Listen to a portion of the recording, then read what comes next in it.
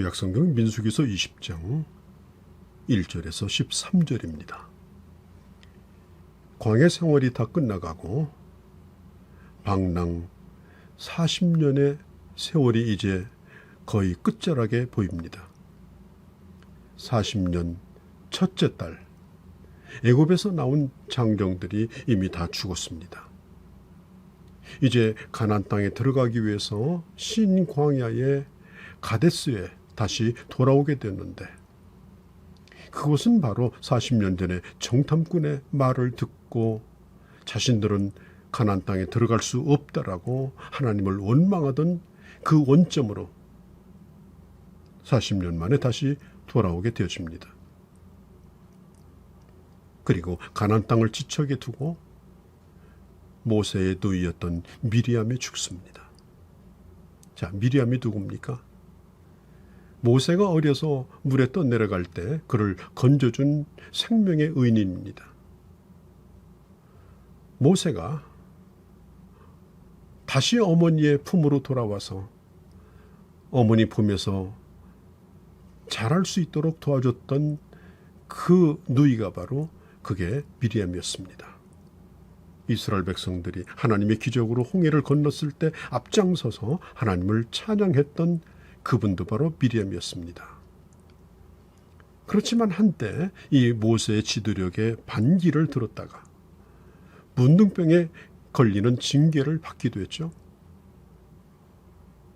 우리는 이 미리암의 죽음을 보면서 인간은 언젠가 다 죽는다는 그런 사실을 다시 한번 생각하게 됩니다. 이제 한 세대가 끝나가고 이제 새로운 세대가 다가오고 있음을 보여주고 있습니다. 인간은 이 세상에서 영원히 살아가는 존재가 아니라 언젠가 떠나가야 되는 존재입니다. 하나님의 사람들이란, 하나님의 사람들에게 죽음이라고 하는 것은 새로운 미지의 땅을 향해서 나아가는 그런 벅찬 항해와 같은 것입니다.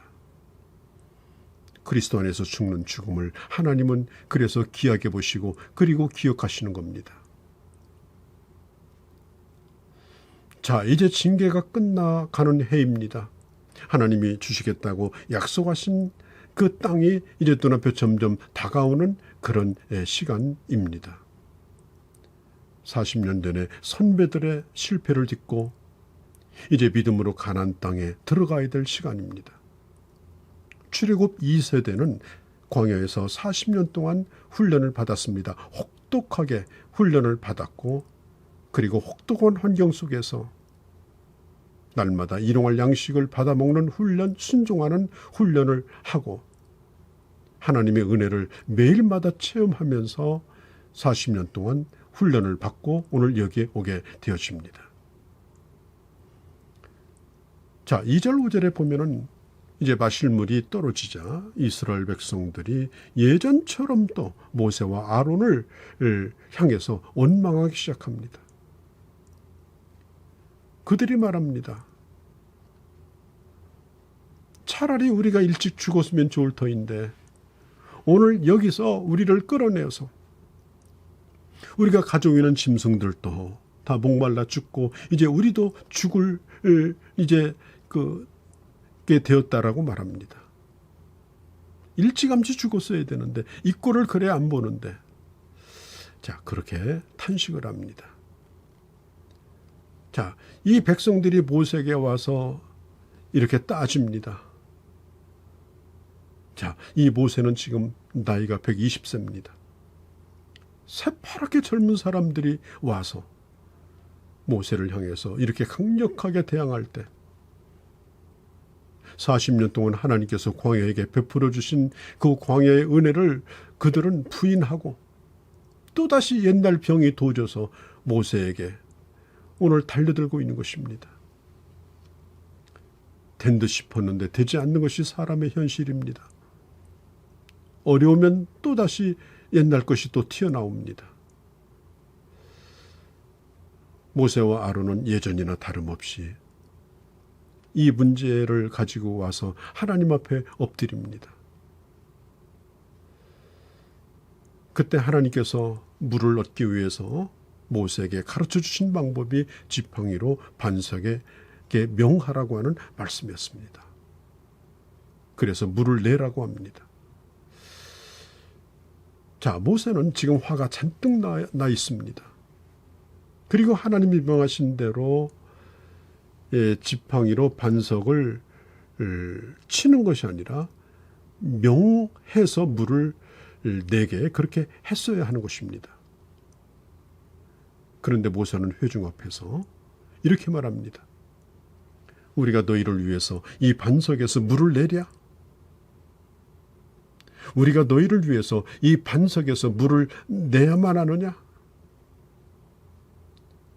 자, 이 말 후에 모세가 그 손을 들어서 그의 지팡이를 가지고 반석을 2번이나 격하게 칩니다. 그때 물이 쏟아져 나오고 회중들도 짐승들도 충분히 물을 마셨고 문제는 해결이 되었습니다. 자, 이스라엘 백성들의 눈에는 하나도 이상할 것이 없었을지 모릅니다. 왜? 물 문제는 깨끗이 해결이 됐기 때문에. 그러므로 모세와 아론은 이제 됐다고 이제 생각하고 안심을 하는 그런 찰나였습니다. 그런데 그때 하나님께서 격하게 화를 내면서 반석을 2번씩이나 치며 내가 너희를 위하여 물을 나오게 하랴? 마치 자기가 물을 내는 것처럼 소리를 지르면서 너희가 하는 짓거리를 봐서는 정말 물을 주고 싶은 마음이 없지만 이제 내가 물을 내겠다. 정신을 차리고 보라. 그리고 반석을 친 겁니다. 또 결과적으로 백성들도 짐승들도 충분히 물을 먹었습니다. 그런데 모세의 이런 행동이 하나님 앞에서 심각한 문제가 된 것입니다. 백성들 앞에서 하나님의 거룩하심을 드러내지 않냐고 마치 자기들이 물을 주는 것처럼 자기들이 인심을 쓰는 것처럼 그것도 격하게 화를 내면서 반석을 지팡이로 내려친 겁니다. 자, 그 일이 단순한 일이 아니었습니다. 이제까지 모세가 참 온유하게 그리고 하나님의 말씀에 온전히 순종하며 아무런 군소리하지 않고 이제까지 참으며 그렇게 순종을 해왔습니다. 그리고 그날도 이 모세는 하나님을 믿는 믿음으로 그리고 하나님의 은혜로 하나님의 신실하심을 드러내면서 지팡이로 반석을 명하여 물을 내었으면 되는 것입니다. 그런데 은연중에 마치 자기들이 반석에서 물을 내는 것처럼 자기 자신을 드러냅니다. 분통을 터뜨리면서 너희들에게 이 물을 줘야 되나 말아야 되냐 마치 인심이나 쓰는 것처럼 자기들이 물을 주는 장본인인 것처럼 그렇게 했던 것입니다. 자, 모세는 40년을 참았던 사람입니다. 그의 온유함은 온 지상의 모든 사람보다 더 큰 것이었습니다. 그러나 어느 순간 그의 온유함이 끝을 보이고 그가 분노를 터뜨린 것입니다. 모세와 아론의 이런 행동에 대하여 하나님께서는 그들에게 선고하시기를 너희들은 결코 가나안 땅에 들어갈 수 없다라고 하는 판결을 하십니다. 저는 성경에서 가장 가슴 아픈 한 장면 가운데 하나가 이 장면이라고 생각합니다.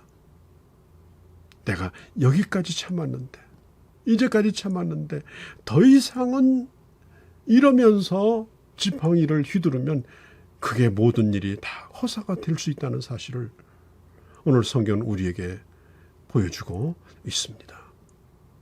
모세가 위대한 하나님의 사람이었지만 그들도 감정이 있었고 불완전한 사람일 뿐이었습니다.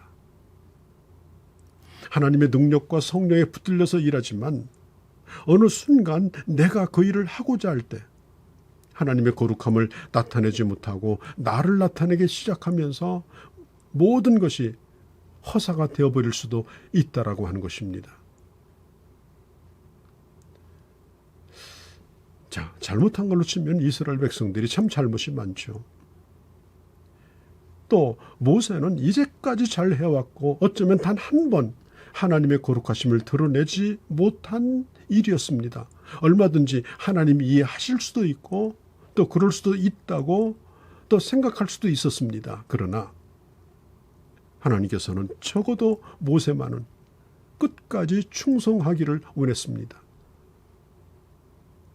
그러할지라도 끝까지 참아주기를 원했습니다.